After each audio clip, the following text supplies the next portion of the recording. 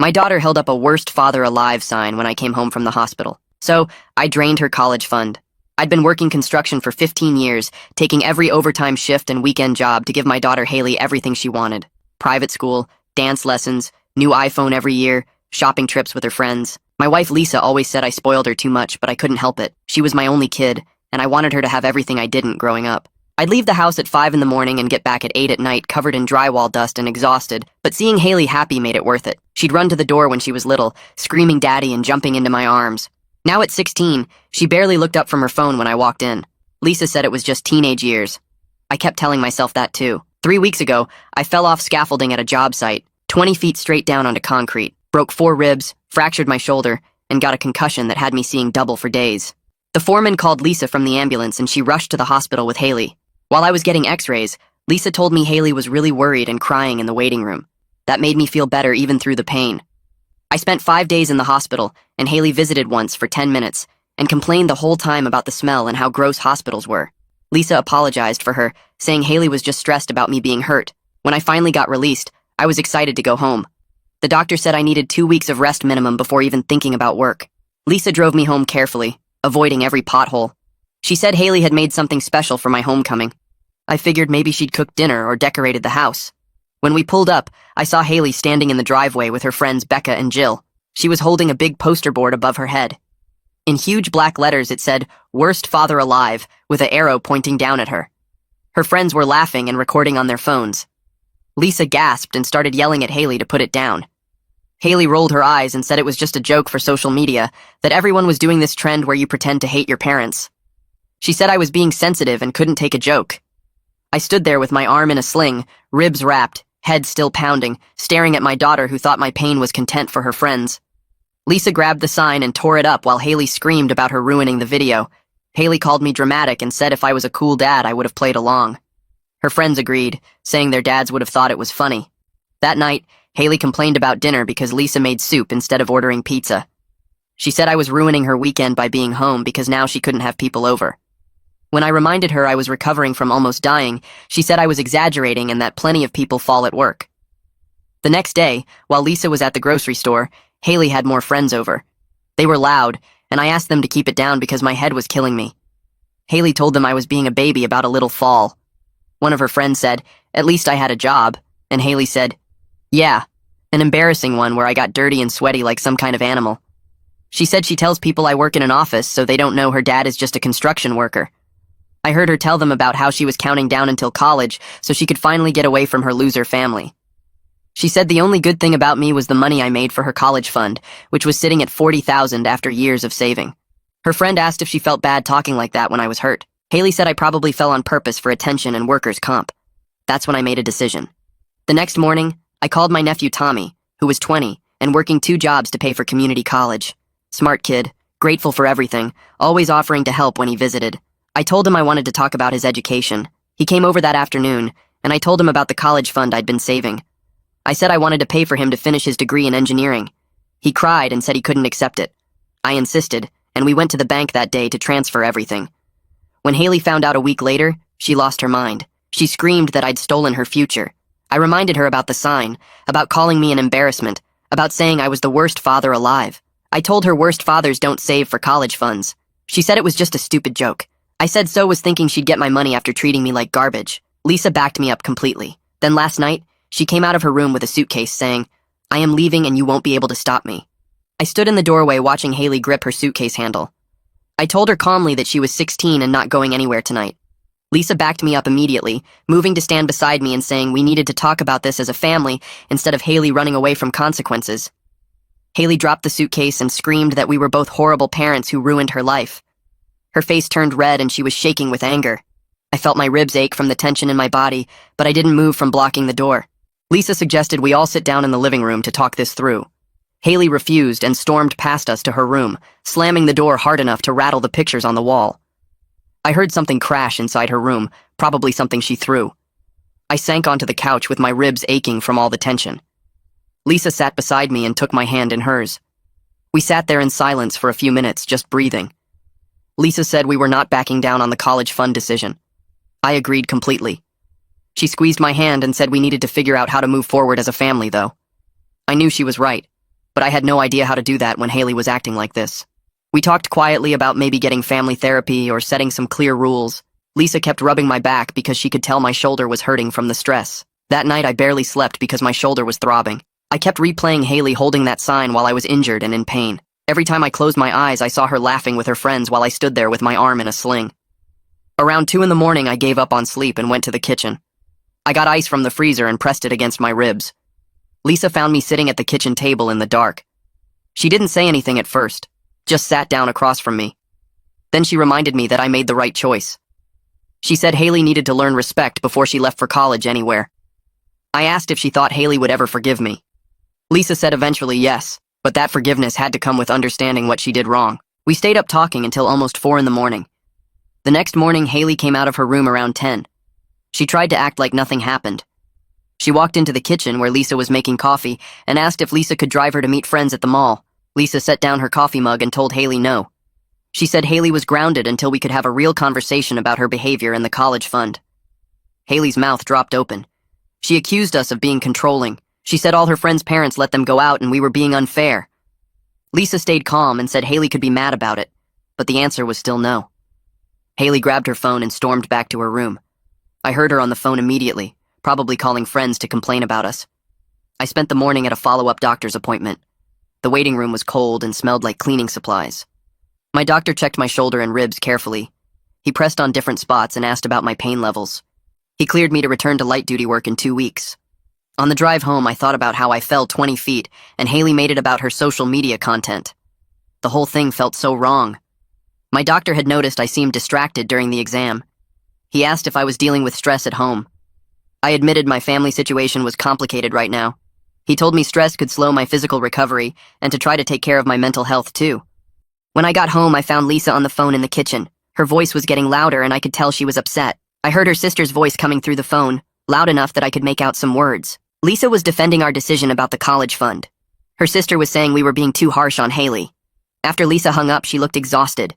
She told me that Haley had called 3 relatives this morning trying to get someone on her side. Haley had apparently painted us as cruel parents who stole her future. Lisa said her sister, her mom, and her aunt had all called within an hour. I felt angry that Haley was trying to turn our family against us. Lisa said most of them calmed down once she explained what really happened with the sign. That afternoon, someone knocked on our door. I opened it to find Kent, Valerie's dad. He said he wanted to talk about our family situation. I invited him in even though I had a bad feeling about it. He stood in our living room and started lecturing me.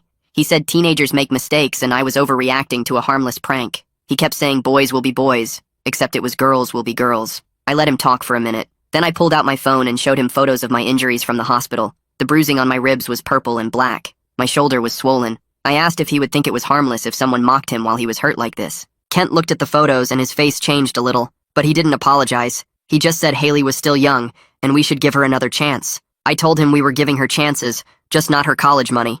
He left without saying goodbye. Lisa and I decided we needed to set clear expectations for Haley moving forward. We sat down at the kitchen table with paper and pens. We wrote down rules together.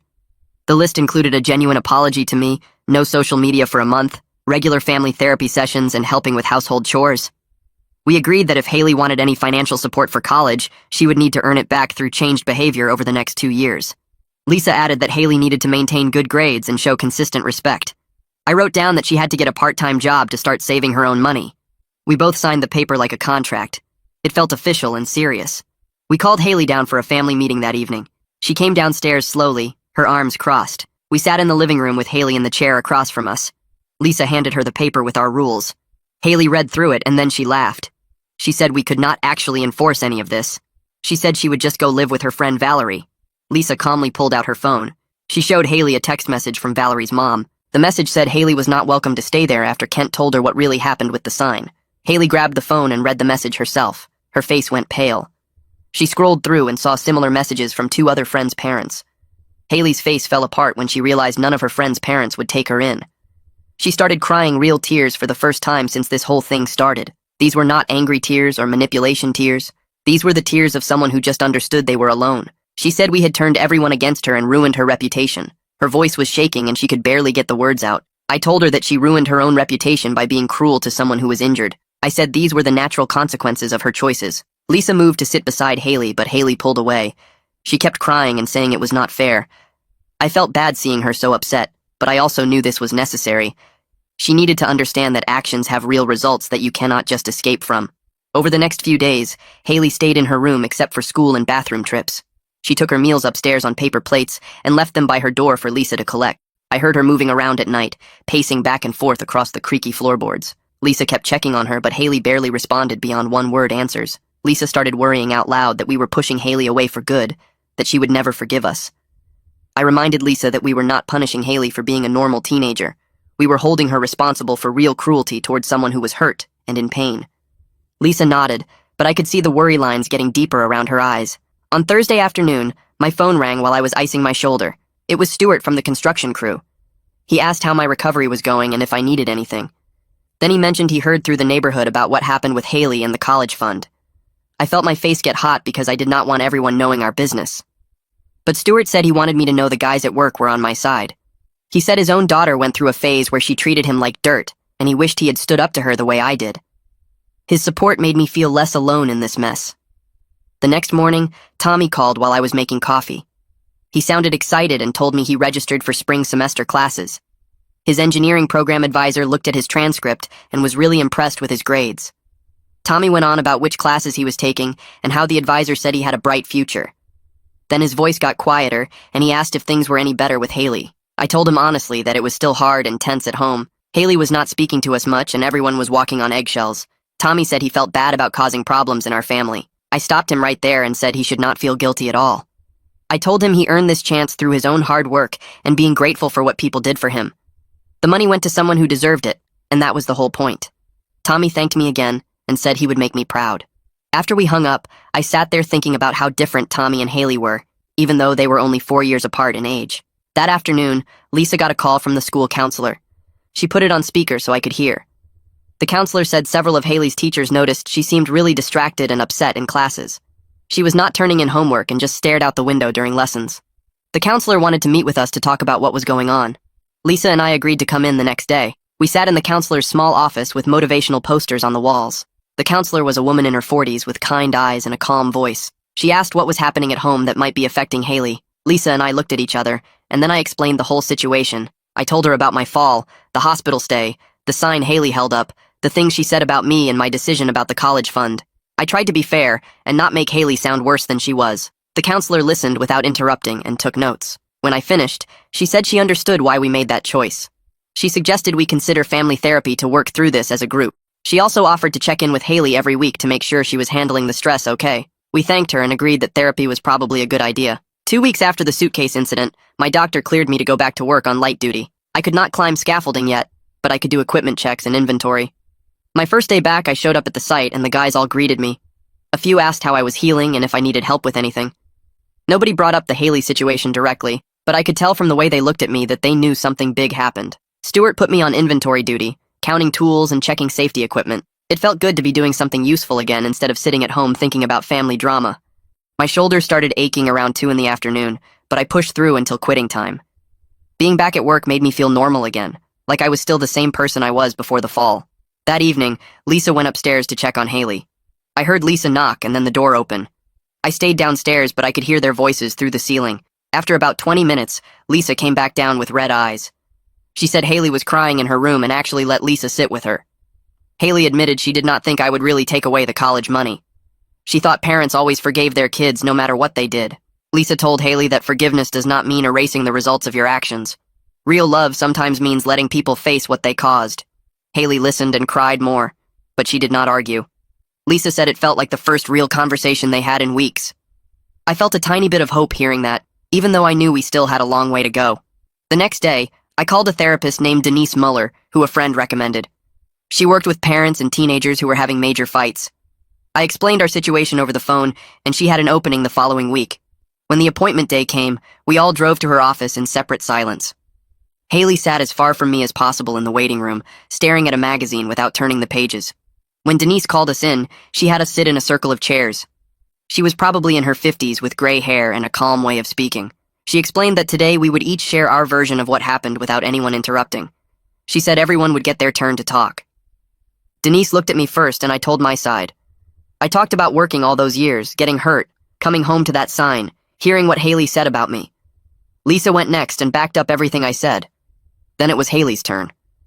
Haley's version shocked me because she genuinely did not understand how mean the sign was. She explained that her friends did pranks like this on their parents all the time for social media. Everyone filmed their parents getting mad and then laughed about it later. She said it was just supposed to be funny content, and she did not think it was a big deal. Denise let her finish, and then asked Haley a question. She asked how Haley would feel if someone made fun of her while she was injured and hurting. Haley went quiet. She stared at her hands for a long time. Finally, she said in a small voice that she never thought about it that way. She never connected her dad being in real pain with her holding up that sign. Denise nodded and said that was something important for Haley to think about before our next session. On the drive home, nobody talked, but when we pulled into the driveway, Haley asked if she could talk to me alone. Lisa went inside and Haley and I stood by the car. She told me she was starting to get why I was so hurt by what she did, but she was still mad about the college fund. I told her that was okay. She could be angry and still need to take responsibility. Those two things could both be true at the same time. Haley nodded slowly and then went inside without saying anything else. That weekend, Saturday morning came, and I was in the kitchen making toast. Lisa was getting eggs out of the fridge. Then Haley came downstairs in her pajamas. She walked over to the stove and asked Lisa if she needed help with breakfast. Lisa looked surprised but handed Haley a spatula. They cooked together while I sat at the table watching. Haley did not apologize or bring up anything that happened, but the way she stood next to her mom, flipping pancakes and talking about normal stuff, felt different, less angry. Lisa caught my eye across the kitchen and gave me a small smile. It was a tiny thing, but it felt like maybe we were moving in the right direction. Sunday afternoon, Lisa invited Tommy over for dinner. She said it was time for everyone to get used to the new situation. Tommy showed up with flowers for Lisa and shook my hand. We sat down at the table and the meal was stiff and awkward.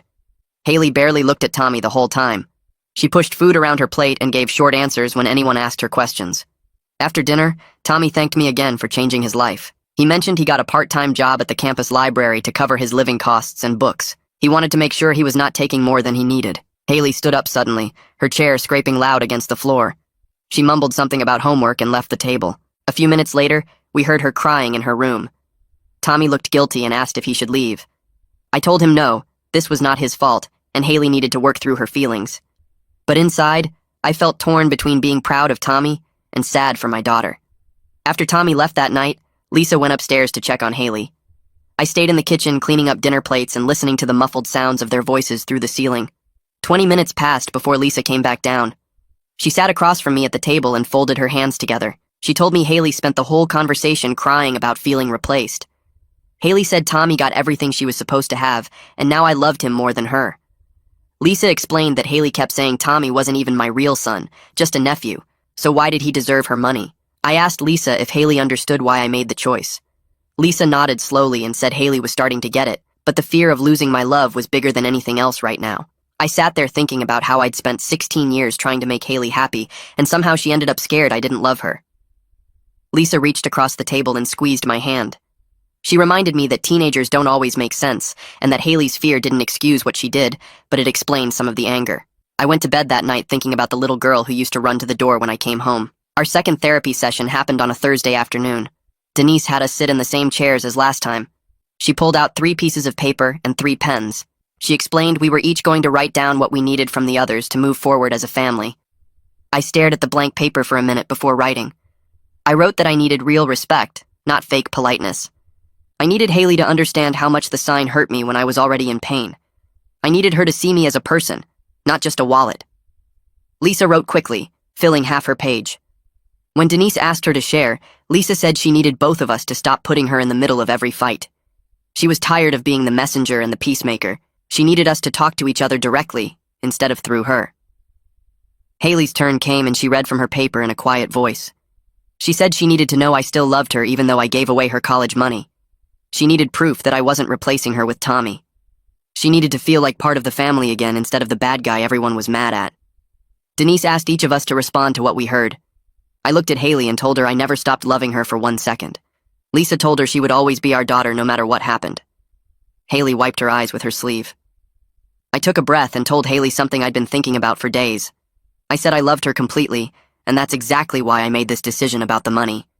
If I had let her treat me that way, and still given her everything she wanted, I would have been failing as her father. Real love means teaching respect, not just handing out rewards. Haley started crying harder than I'd seen since she was little. Her whole body shook and she couldn't catch her breath. Denise passed her the tissue box.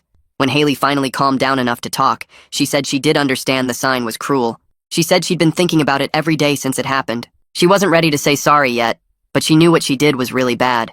It wasn't a full apology, but it was the first time she actually admitted she was wrong.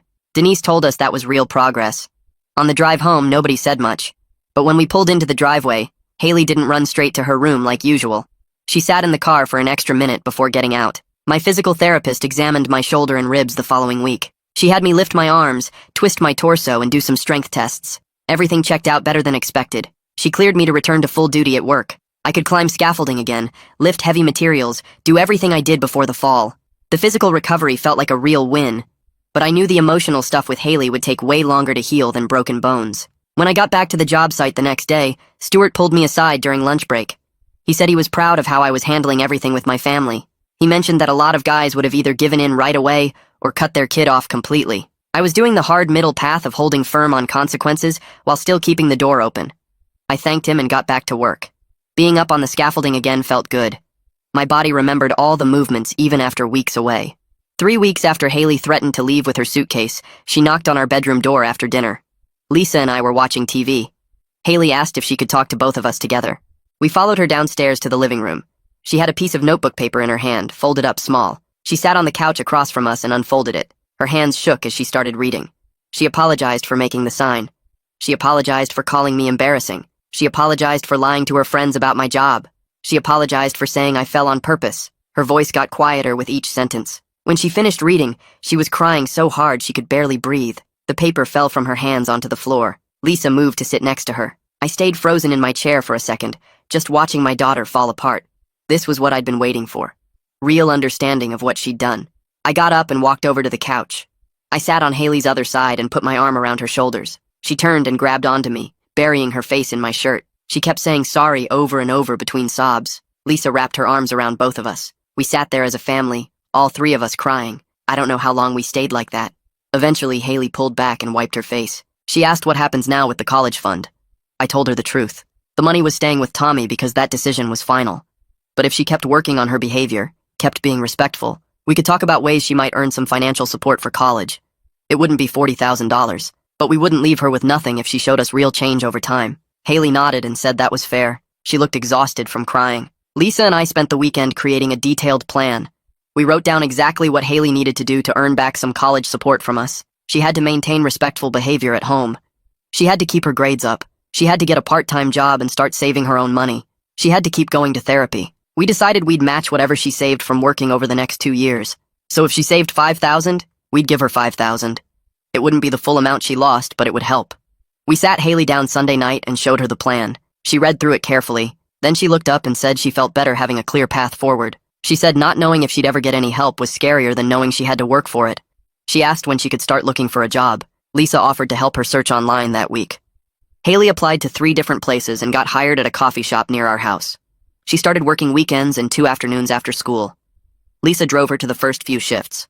When Haley came home after her first Saturday, she collapsed on the couch. She told us her feet hurt and her back ached from standing for 4 hours straight. But she also talked about the other workers and the regular customers she met. She seemed tired, but not miserable. The second week, she brought home her first paycheck. She showed us how she was splitting it up between her savings account, gas money for when Lisa drove her, and a little bit for herself. Having her own money changed something in how she talked about things. She mentioned how long it took to earn even a small amount. At our next therapy session, Haley told Denise all about her new job. She described how hard it was to be on her feet for 4 hours, taking orders and making drinks and cleaning up messes. Denise listened, and then asked her a question. She asked Haley to think about her dad's construction work and connect it to her coffee shop experience. Haley went quiet. Then she said she never really thought about how hard my job was every single day. She worked 4 hours and felt destroyed. I worked 10 or 12 hours doing way harder physical labor. For the first time, I saw real understanding on her face. Not just guilt about what she said, but actual awareness of what my life was like. Denise smiled and said that kind of understanding was important. After the session ended, Haley walked next to me to the car instead of ahead like she used to.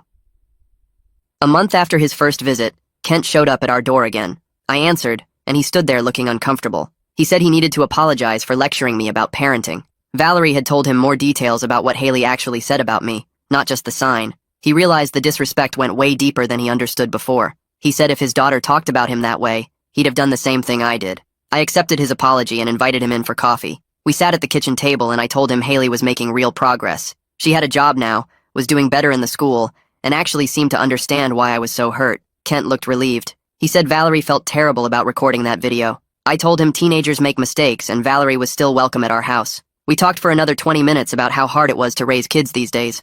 When he left, he shook my hand and said he respected how I handled everything. A few days later, Haley knocked on my bedroom door while I was getting ready for work. She asked if we could invite Tommy over for dinner sometime soon because she wanted to apologize to him properly. Lisa overheard from the hallway and said that sounded like a good idea. We settled on Friday night, and I texted Tommy to invite him. He replied right away saying he'd love to come.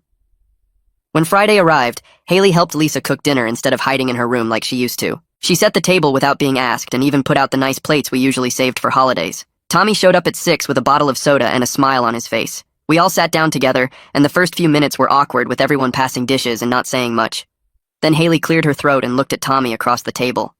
She told him she was sorry for being rude when he first came over and for making everything so uncomfortable. She said she was glad the money was helping him and that she understood now why I made the choice I did. Tommy set down his fork and told her he appreciated that, and he knew this was a hard situation for everyone. He said he didn't want to cause problems in our family, and he was grateful for the opportunity. Haley asked him about engineering school, and his whole face lit up as he described his classes and professors. He talked about thermodynamics and calculus and design projects, and Haley actually seemed interested instead of jealous. She asked how he managed working and going to the school at the same time. Tommy explained his schedule at the campus library and how he studied between shifts. The conversation flowed easier after that, with all of us talking about college and what different programs were like. After dinner, Haley and Tommy did the dishes together while Lisa and I sat in the living room. We could hear them laughing about something in the kitchen, and Lisa squeezed my hand. The next week, I was doing dishes after breakfast when my shoulder seized up hard. I dropped the plate I was washing back into the sink and grabbed my shoulder with my other hand. The pain shot down my arm and into my back. Haley walked into the kitchen and saw me standing there with my jaw clenched. She asked what was wrong, and I told her my shoulder was acting up again. Without saying anything else, she gently moved me aside and took over the dishes. I tried to protest, but she waved me off and told me to go sit down. I went to the couch and tried to stretch my shoulder, but the pain wouldn't ease up. That evening after dinner, Haley came into the living room with a bag of ice wrapped in a towel. She handed it to me and told me to put it on my shoulder for 20 minutes. I thanked her, and she just nodded and went back to her homework at the kitchen table. These small things she was doing, taking over tasks when I was hurting and thinking about my comfort, meant more than any big apology speech.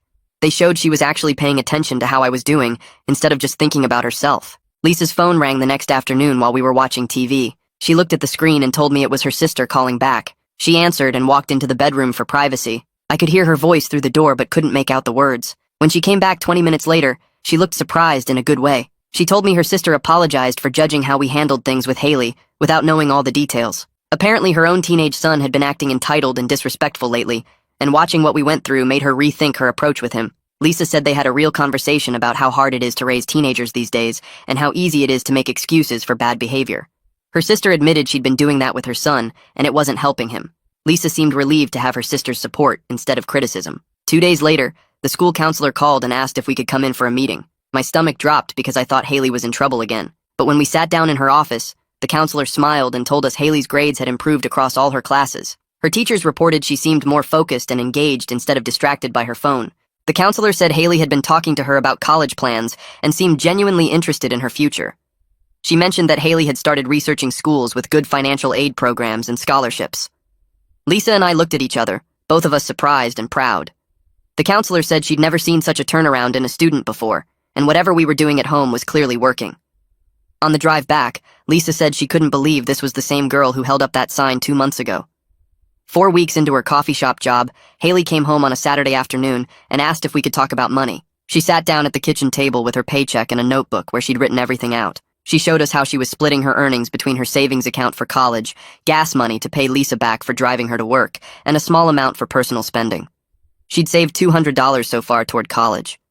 I knew it was tiny compared to the $40,000 that used to be in her fund, but watching her carefully divide up her paycheck and explain her budget made me proud.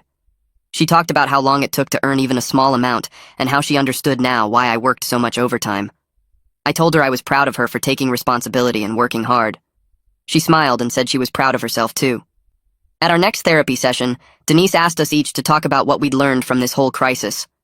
Lisa went first and said she learned to stop making excuses for bad behavior, even when it's her own daughter. She said she used to think protecting Haley from consequences was part of being a good mom, but now she understood that real love means letting your kids face the results of their choices. I said I learned that love sometimes means disappointing your kids for their own good, and that giving Haley everything she wanted actually hurt her instead of helping her. Haley took a deep breath and said she learned that actions have real consequences and that she took her family for granted. She said she thought her parents would always forgive her no matter what she did, and she never considered how her words and actions affected other people. Denise nodded and said those were important lessons for all of us. She asked Haley how it felt to be working and saving money now. Haley said it was hard, but also good because she felt like she was building something instead of just waiting for things to be handed to her. That evening at home, Haley asked if she could see the photos from my accident and hospital stay. She said she needed to really understand what she mocked with that sign. I pulled up the pictures on my phone, the ones Lisa took in the hospital. There were photos of my injuries, the x-rays showing my broken ribs and fractured shoulder, pictures of me in the hospital bed with tubes and monitors. Haley looked at each one carefully, zooming in and studying them. Her face got paler as she scrolled through.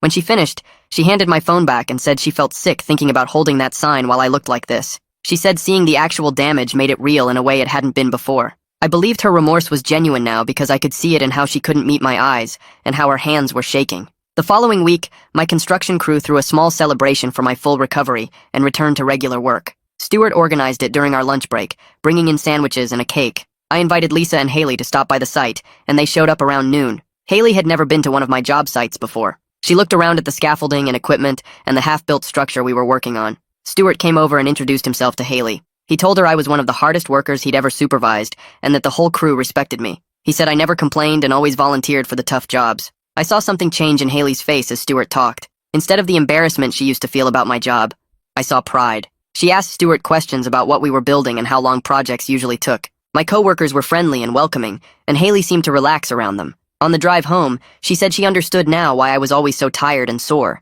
That night, Haley came downstairs and told us she'd deleted all her social media accounts. Lisa and I looked at each other, surprised because we hadn't asked her to do that. Haley explained she was tired of performing for people online and trying to get likes and views. She said the whole sign incident started because she wanted to do a trending video, and she was done chasing that kind of attention. She wanted to focus on real relationships with actual people, instead of followers who didn't really know her. Lisa asked if she was sure, and Haley nodded. She said social media made her feel like she had to be mean or dramatic to get noticed, and she didn't want to be that person anymore. A few days later, Tommy called my phone in the evening. He sounded excited and told me he made the dean's list his first semester. He also received a small scholarship for academic achievement that would help cover books next semester. I congratulated him and said I was proud of how hard he was working. When I told Haley the news, I expected her to feel jealous or upset. Instead, she smiled and said that was great for him. She said she was going to work hard to earn scholarships too when she got to college. The rivalry and anger that used to be there seemed to be changing into something healthier, like she saw Tommy's success as motivation instead of a threat. 5 weeks had passed since the whole mess started, and that Tuesday night we sat down for dinner together like a normal family. Haley set the table without being asked while Lisa pulled a roast chicken from the oven and I made a salad at the counter. We filled our plates and started eating, and Haley launched into this story about a customer at the coffee shop who ordered the most complicated drink she'd ever heard. She described all the modifications and substitutions, making hand gestures and doing different voices, and Lisa and I were laughing so hard I had to put down my fork. Lisa shared gossip about our neighbor 3 houses down, who apparently got caught having an affair with someone from his gym, and we all shook our heads at the drama. I told them about the new shopping center we were building on the east side of town, how the foundation work was tricky because of underground water issues. Haley asked actual questions about the project, wanting to know how we solved the water problem and when the building would be finished. The conversation flowed naturally from topic to topic, nobody checking phones or rushing to leave the table. We were finding our way back to being a family, even though we were all different now from who we'd been 2 months ago. Thursday afternoon, we had our therapy appointment with Denise, and she greeted us in the waiting room with a warm smile. We settled into our usual spots on her couch, Haley in the middle this time instead of pressed against the armrest.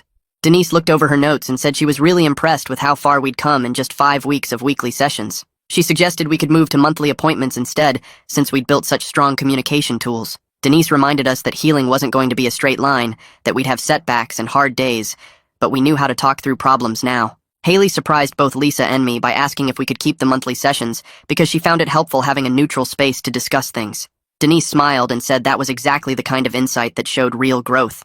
The following Saturday, I took Haley to visit the community college about 20 minutes from our house. We parked in the visitor lot and walked around campus, checking out the different buildings and reading the signs. Haley had researched their business program online and wanted to see the classrooms and meet with an advisor. The advisor was a friendly woman who showed us the facilities and explained how their 2-year program worked. Haley's eyes lit up when the advisor mentioned partnerships with 4-year universities for easy transfers after getting an associate degree. We picked up brochures and course catalogs, and Haley asked smart questions about financial aid options and class sizes. On the drive home, she was quiet for a while, looking through the papers we'd collected. Then she turned to me and said thanks for not giving up on her even when she was being awful. I reached over and squeezed her hand, telling her I never stopped believing she could turn things around. That evening, Lisa and I went out for our wedding anniversary dinner at a nice Italian place downtown. We got dressed up and left Haley at home with instructions to order pizza and not have anyone over. Sitting across from Lisa at a candlelit table, I realized we were talking about regular things for the first time in weeks. We discussed vacation ideas for next summer, whether we should repaint the living room and how Lisa's job was going. Then we acknowledged how much stronger our marriage felt after facing this crisis together as a united front. Lisa said she was grateful I'd stood firm on the consequences, even though it was hard, because it was absolutely the right thing for Haley. I agreed that we'd made the tough choice, and watching Haley change proved it was worth the pain. Tuesday afternoon, Haley came home from the school and dropped her backpack on the kitchen table with a thud. She pulled out a report card and handed it to me without saying anything, but I could see she was trying not to smile. All A's and B's stared back at me, her best grades in 2 years according to Lisa, who looked over my shoulder. Haley explained she'd been staying after school for extra help in math and actually doing her homework at night instead of scrolling through her phone. I told her I was really proud of her effort and improvement. She said she was trying to prove to herself that she could earn things instead of just expecting them to be handed to her. Lisa hugged her tight and suggested we celebrate with ice cream after dinner. A few days later, Lisa noticed Haley smiling at her phone during breakfast, which used to mean she was on social media, but now meant something different. Lisa asked what was making her so happy, and Haley showed us a text conversation with Tommy. They'd been messaging occasionally, and she was asking him for advice about college applications and studying techniques. Tommy was being patient with all her questions and really encouraging about her progress. Lisa caught my eye across the table and said quietly that maybe something good came from this painful situation after all. Watching Haley and Tommy build a relationship felt like proof that people could grow past hurt and find connection. 6 weeks after the suitcase incident, Haley came downstairs on Sunday morning and asked if we could take a family photo together. She said she wanted to replace the memory of that horrible sign with something positive. We went out to the backyard where the light was good, and Lisa set up her phone on a tripod. We took several pictures, trying different poses and locations around the yard. In every photo, all 3 of us were genuinely smiling, no forced expressions or fake happiness. Haley looked through the pictures on Lisa's phone and picked her favorite, then went to the drugstore to get it printed. That evening, I saw her taping the photo to her bedroom wall. Our next therapy appointment was a month after the previous one, and Denise asked if we felt ready to graduate from regular sessions. We talked about how we'd been handling conflicts at home, using the communication techniques she'd taught us. Lisa and I agreed we felt confident managing things on our own, knowing we could always come back if we needed help. Then Haley spoke up and said therapy taught her that apologizing meant changing behavior, not just saying sorry. She told Denise she was committed to continuing all the changes she'd made. Denise looked genuinely moved and said that level of self-awareness was rare in teenagers. Now that I was fully recovered from my injuries, I went back to taking overtime shifts at the construction site. But I made sure to keep weekends completely free for family time, no exceptions. Haley noticed the change one Saturday when I was home making pancakes instead of heading to a job site. She commented that she liked having me around more on weekends. I explained that almost dying made me rethink my priorities, and while I'd always work hard to provide for our family, I wouldn't sacrifice every single moment with them anymore.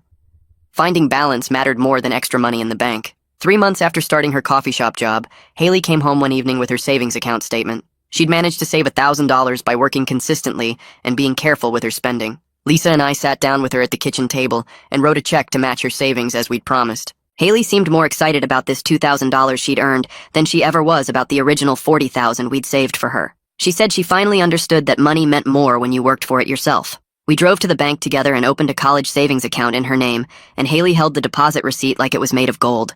The next week at work, Stuart pulled me aside during lunch break and asked if I had a minute to talk in his truck. We climbed into his F-150, and he turned to face me with a serious expression. He said the company was creating an assistant foreman position, and he wanted to offer it to me, explaining it meant better pay and less climbing since I'd be doing more planning and oversight. I accepted immediately and shook his hand, thanking him for the opportunity. When I got home that evening, I sat down with Lisa and Haley at the dinner table and told them about the promotion. I explained that part of the raise would go toward increasing what we could contribute to Haley's college matching fund. Haley's eyes filled with tears, and she got up and hugged me tight, saying she didn't deserve parents who still supported her after how she'd acted. I hugged her back and told her that's what parents do when their kids show real change. A few weeks later, Tommy called to say he was bringing his girlfriend home for Thanksgiving and asked if they could join us for dinner. Lisa immediately said yes and spent the whole week before preparing the house and planning the menu. When they arrived on Thursday afternoon, Tommy introduced us to his girlfriend, a sweet engineering student named Maya, who had an excited way of talking about their program. During dinner, Haley asked them tons of questions about college life, dorm experiences, classes, and what engineering school was really like. Maya answered everything enthusiastically, while Tommy smiled and added details. After we finished eating and started clearing plates, I noticed Haley and Tommy talking quietly in the living room. I couldn't hear everything, but I caught Haley telling him she was glad the money went to someone who appreciates it. Tommy thanked her and they hugged, which made Lisa grab my hand under the table. The next afternoon, Haley's friend Valerie showed up at our door looking nervous and asked if she could talk to Haley. I called Haley down and they went out to the front porch while I stayed inside. Through the window, I watched Valerie apologizing and gesturing a lot, clearly upset. Haley listened and then responded calmly. I heard Haley say they were still friends, but she was different now and wouldn't be doing mean pranks for social media anymore. Valerie nodded and hugged her before leaving. When Haley came back inside, she seemed proud of herself for setting that boundary. I told her I'd overheard part of it, and I was proud of how she handled the situation. As December approached, Lisa's phone started ringing with relatives who'd taken sides during the crisis wanting to reconnect. Lisa's sister offered to host a family gathering and promised everyone would be supportive instead of judgmental. We drove over on a Sunday afternoon, and I was nervous about facing extended family. But when we arrived, everyone was careful and kind. Haley handled questions about her plans with total grace, explaining she was working and saving for community college before transferring to a 4-year school. She talked about her coffee shop job and her savings account without any embarrassment. Several relatives told her they were impressed with her maturity. On the drive home, Lisa said she was amazed at how well Haley represented herself. That evening, I asked Haley to sit down with me and Lisa because I wanted to talk about the future. I explained that we would help with college costs, but she'd need to take some responsibility through work, loans, and scholarships. Haley listened carefully and then said she actually preferred it that way because she'd appreciate her education more. I stared at her for a long moment, amazed at how much she'd grown in just 2 months. This wasn't the entitled teenager who held that sign. A few days later, Haley asked if she could see the college fund statements showing the transfer to Tommy. She said she wanted to fully accept what happened. I got the folder from my desk and handed her the paperwork. She read through every page carefully, looking at the account balance, the transfer amount, and Tommy's name on the recipient line. When she finished, she looked up and said she understood why I made that choice. She added that she would have done the same thing if her kid treated her that way. Hearing her say that made something tight in my chest finally relax. 2 months after the suitcase incident, I came home from work to find 3 envelopes on the kitchen table with our names on them. Lisa opened hers first and started crying. I opened mine and found a handwritten letter from Haley. She thanked me for not giving up on her, and then listed specific things she'd said and done, taking full responsibility for each one. She wrote about the sign, about calling me embarrassing, about lying about my job, and about saying I fell on purpose. She explained how she was working every day to become someone who deserved my sacrifices. Reading her words made tears run down my face because I could see my daughter becoming a genuinely good person. The following Saturday, Lisa suggested we volunteer together at a local charity that helps families in need. We spent the morning working at their food bank, sorting donations and helping families pick up food. Haley worked alongside a single mom with 3 kids who told us about working 2 jobs and still struggling to pay rent. Another family explained how the dad worked construction like me, but got hurt and lost his job. Haley listened to their stories and helped them carry boxes to their cars. On the drive home, she was quiet for a while before telling me she finally understood how lucky she'd been to have everything handed to her for so long. The next week at work, Stuart mentioned that several guys on the crew had been asking him about my situation because they were dealing with entitled teenagers too. He suggested I might want to talk to them. That Saturday, I met 3 coworkers at a coffee shop, and we spent 2 hours sharing what Lisa and I learned about setting boundaries while maintaining love. They asked specific questions about therapy, consequences, and how we stayed united as parents. It felt good knowing our family's struggle might help other families avoid similar pain. A few days later, my phone rang while I was making dinner, and Tommy's name showed on the screen. When I answered, he was so excited he could barely get the words out. He'd been awarded a major scholarship for his sophomore year that would cover most of his tuition. His voice cracked as he thanked me again for giving him the chance to prove himself. I told him he earned every bit of his success through his own hard work. I said watching him thrive had been one of the best parts of this whole difficult situation. When I hung up, Lisa asked what happened, and I told her about the scholarship. She smiled and said Tommy was making the most of his opportunity. Haley overheard from the living room and called out congratulations to Tommy. That night, lying in bed, I thought about how far we'd all come and how much further we still had to go. A few weeks later, Haley spread college application materials across the kitchen table and worked on them every night after her shift at the coffee shop. She printed out information from 3 community colleges and 2 four-year schools that offered strong financial aid packages. I watched her type her essays on her laptop, pausing to think and then typing again with focus I hadn't seen from her in years. She asked me one evening if I would read what she'd written, and I sat down beside her while she pulled up the document. The essay talked about learning accountability the hard way and understanding the real value of hard work. She wrote honestly about her mistakes and how working for her own college money taught her lessons she never learned when everything was handed to her. She described the moment she realized her parents weren't being cruel. They were saving her from becoming someone terrible. Reading her words made my throat tight because I could see genuine growth in every sentence, not just someone writing what colleges wanted to hear. I told her any school would be lucky to have a student who learned these lessons, and she smiled at me with real gratitude instead of the fake politeness she used to use. Over the next month, our family found a rhythm that felt completely different from before the crisis. Haley started doing dishes without being asked and picked up groceries on her way home from work. She talked to us with actual respect instead of the eye-rolling and sighs that used to fill every conversation. Her room stayed clean, and she made her own breakfast before school. She still had normal teenage moments where she got annoyed or wanted to sleep in, but the mean entitlement that used to poison everything was gone. Lisa and I talked about it one night after Haley went to bed, and we both agreed that as painful as everything was, it probably saved our family from something much worse down the road. If Haley had gone to college with that attitude, she would have failed out or become an adult nobody wanted to be around. On a regular Tuesday in early December, I came home from work covered in sawdust from cutting boards all day. I walked in expecting to find Lisa cooking dinner like usual, but instead, Haley was at the stove stirring something in a pot. She'd made my favorite meal, pot roast with potatoes and carrots, and set the table with actual napkins and everything arranged nicely. We sat down together, and Haley told us about a difficult customer at work who complained about everything, and then she asked me about my day, and actually listened when I described the deck we were building. She wanted to know details about the construction, and seemed genuinely interested instead of just being polite. These simple moments of normal family connection felt more valuable now than they ever did before, like we'd almost lost something precious and got it back just in time. That night I lay in bed with Lisa sleeping beside me and Haley safe in her room down the hall, and I thought about everything that happened in just 2 months. My ribs and shoulder had healed completely from the fall, but more importantly, my family had healed from wounds that went much deeper than broken bones. Haley was becoming someone I felt genuinely proud of, not just because she was my daughter, but because of the person she was choosing to be through her own effort. The $40,000 was gone, and Tommy was using it to build a good future, but we gained something worth more than any amount of money. We had a family built on real respect, honest communication, and love that included holding each other accountable when it mattered. I fell asleep feeling truly hopeful about our future together, knowing we'd all grown from this crisis in ways that would last.